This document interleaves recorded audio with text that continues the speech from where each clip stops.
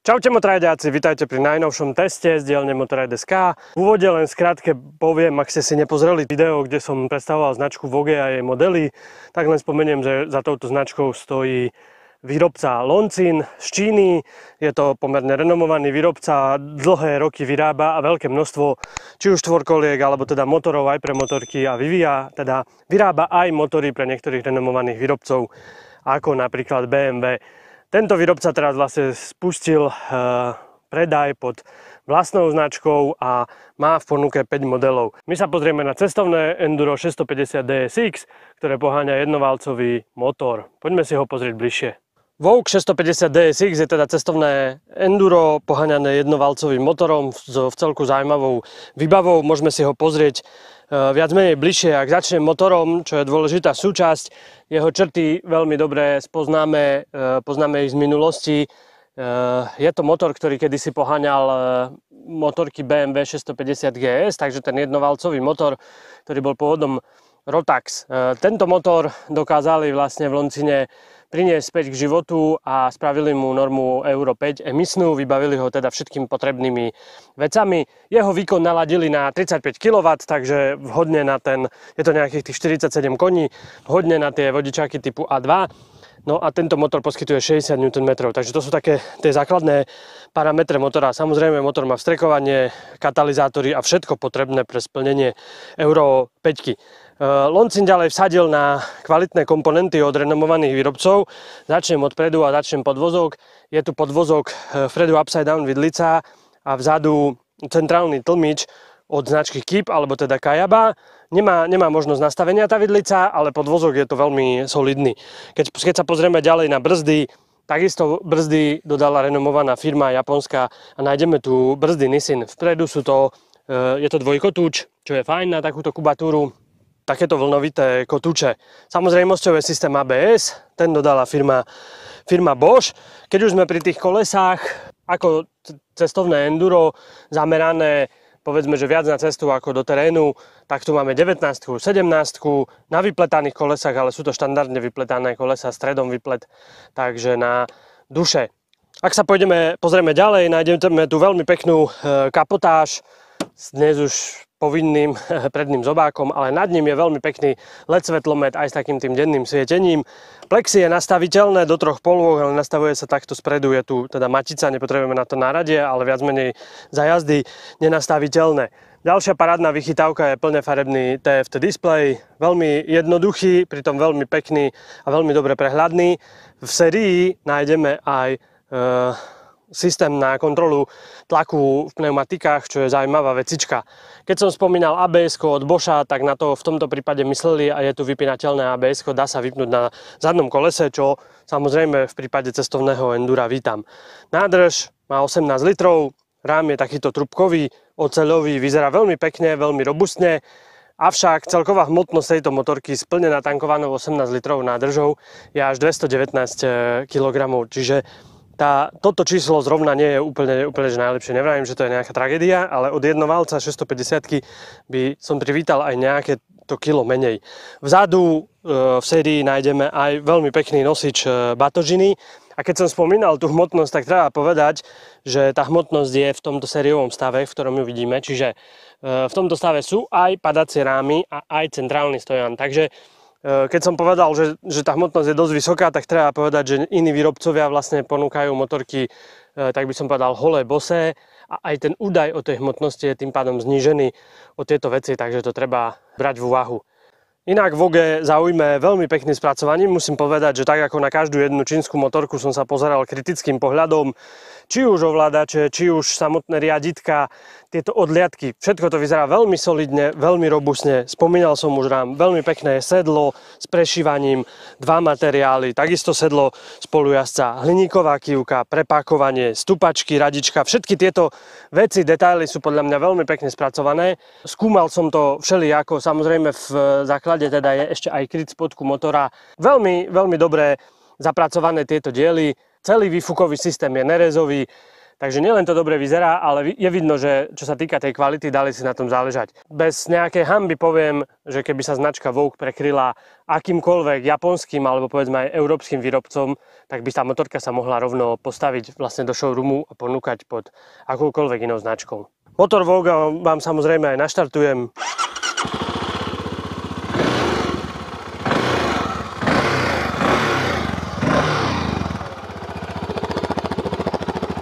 Tlmič výfuku je mohutný, spomínal som, že to spĺňa teda tú Euro 5, takže tam sa asi najviac popracovalo v tejto časti. Inak ten zvukový prejav je typický, veľmi pekný, dunivý zvuk veľkého jednovalca. So zavretými očami by hoci kto mohol povedať, že počuje práve pôvodný motor BMW 650. Tak na motorku sa môžeme pozrieť aj z druhej strany. Znova tu máme pohľad na motor, ktorý z tejto strany je trošku viacej odkrytý. Veľmi pekne spracovaný trubkový rám. Je tu tento kryt spodku motora, čo je fajn. Tu vzadu si môžete všimnúť, že pod motorom je ťahaný ten výfuk. Trošku tam teda vytrčá a znižuje tú svetlú výšku. Veľmi pekný, oceľový, robustný vlastne pedál brzdy. Čo sa týka stupačiek, tie sú opatrené gumou, ale po demontáži vlastne sa pod tým nachádzajú pekné zubaté stupačky. Vidíme aj kývku a vlastne reťazový pohon, ktorý je na tejto druhej strane a rovnako spomínaný hlavný stojan. Môžeme si povedať samozrejme aj o tom, ako tá motorka jazdí. Hneď som teda vyrazil a sadol a vyrazil vlastne na cesty. Posed je taký, že sedadlo je dosť vykrojené a je spustené dosť nízko. Ja 182 cm chlap bez problémov obidvomi nohami dosiahnem. Nie je to ale úplne že najnižšie. Pre nejakých nižších jazdcov môže byť predsa len trošku v tej výške sedla problém. Sú aj motorky, ktoré to majú nižšie, ale inak akože vo svete cestovných endur je to pomerne že nízko. Ten posed je teda taký orientovaný hlavne teda na to cestovanie a na to jazdenie po ceste. Sedím dosť v tej motorke a pred sebou mám ešte túto nádrž. Veľmi príjemný a veľmi dobrý je prejav toho motora, aj keď má len tých 35 kW, má 60 Nm, čiže typické, veľmi zábavné jednovalcové vozenie, kým sa jazdíte do tých povedzme 120, tak ten motor sa dá krásne využívať. Je tu len 5-kvaltová prevodovka, čo som bol trošku prekvapený. Netrúfam si povedať, že nejako potrebujeme tú šestku. O to menej by som povedal, že človek radí. Samozrejme tá 5 je tak naladená, ako by bola nastavená 6.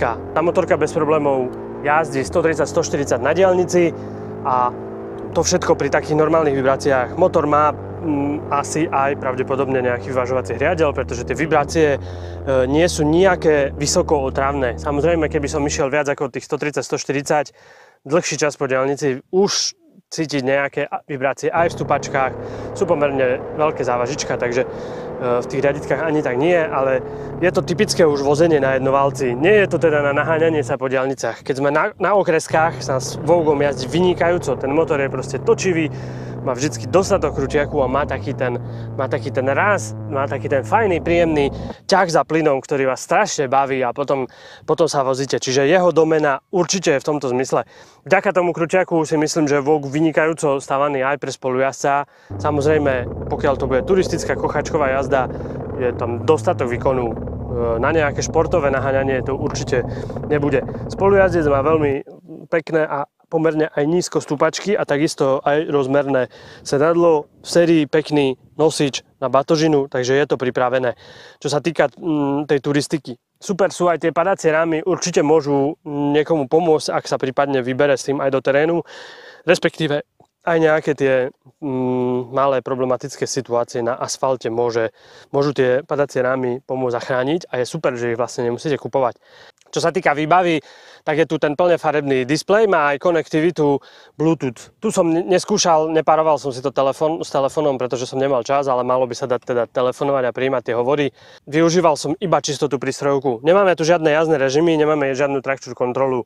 Traction kontrola super, tu nepotrebujeme na takúto motorku, vynikajúca vec. Z elektroniky oceňujem vypínateľné ABS-ko, samozrejme, keď som vybehol do toho terénu.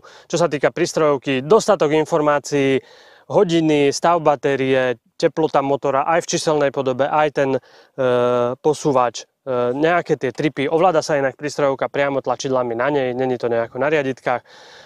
Ukazuje nám to tú priemernú spotrebu, takže aj taký ten základný palivový počítač. Ak sa teraz pozriem, tak priemerná spotreba počas môjho testu je 4 litre na 100 km, čo mi ukazuje teraz palubný počítač. Výrobca udáva 4,2, čiže medzi 4 a 5 určite tá motorka jazdiť bude. Čo sa týka ochrany pred vetrom, mal som plexi aj v spodnej polohe, potom som si ho dvihol do tejto vyššej. Ako som spomínal, treba vystúpiť vlastne za jazdy, to neurobíte, treba zastaviť, vystúpiť a vlastne povoliť túto maticu vpredu a posúduť si vlastne potom plexi do polohy, ktorá jazdcovi vyhovuje. V tejto vysokej polohe bezproblémová ochrana pred vetrom aj pre jazdca vo výške teda mojej tých 180 cm. Toľko teda o jazdení na ceste. Samozrejme vidíte, že motorka vyzerá ako vyzerá. Ja si nenechám ujsť teda nejakú tú príležitosť a zobral som Vouga aj do nejakého toho terénu. Je to takéto cestovné enduro typicky postavené 19 vpredu, 17 vzadu, takže je jasné, že 70% alebo koľko sa myslí hlavne na cestu a ten zvyšok do nejakého ľahšieho terénu. S prstom v nose to Vogue proste dáva, hoci aké polné cesty, šotolinky a tak ďalej, celkom v pohode, aj nejaká tá svižnejšia jazda. Ako náhle som už prišiel trošku do zablateného terénu, tak začali problémy, hlavne teda predné koleso a jeho trakcia. Tieto gumy Pirelli STR síce vyzerajú ako štuple, ale ja ich veľmi teda nemám rád, pretože tie schopnosti sú také skôr je to dizajnový štupel, ako by to reálne v teréne niečo pomáhalo. Ten predok jednoducho som sa nevedel o neho oprieť a každá jedna blatistá mláka ma proste sťahovala. Tak som potom využil to, že som si spustil trochu tlak. Tu som využil vlastne tú funkciu na prístrojovke, pretože som si nechal otočený kľúčik, spúšťal som tlak a na prístrojovke som si skontroloval na toho 1,5 baru 1,4. Vlastne to predné koleso sa potom rozsvieti na červeno, aj to číselko sa rozsvieti na červeno, takže jazdec vie, že mu ten tlak uniká. Je to fajná vecička a je fajn, že je teda v sérii na takejto motorke, pretože málo kto by si to dokúpil. A myslím, že to môže byť v tomto zmysle praktická vec. Po spustení tlaku som si trošku s Vougom už lepšie rozumel. Tie riaditka sú však pomerne nízko a tá motorka je tak stavaná viacej na to sedenie ako na jazdu v stupačkách, ale myslím si, že tak štandardne ako rôzne podobné zamerané cestovné endura, tak to Vogue zvláda. Trošku je tu cítiť tú vyššiu hmotnosť, jednoducho tých 219 kg na papieri, neviem kde presne sú, ale je to cítiť už keď sa motorka dvíha. Predsa len ten motor je vysoký a tá nádrž je ešte nad ním a má tých 18 litrov, takže toto je asi tá hlavná vec, kde trošku cítiť tú vyššiu hmotnosť. Inak sa s ním manevruje vynikajúco, obratnosť, či už v meste alebo v tom teréne vynikajúca.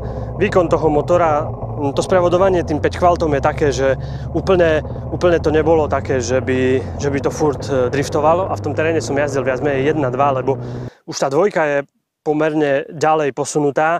Je to možno ako trojka na niektorých iných motorkách, takže takýmto spôsobom som si tú jazdu v teréne takisto na tej motorke užil.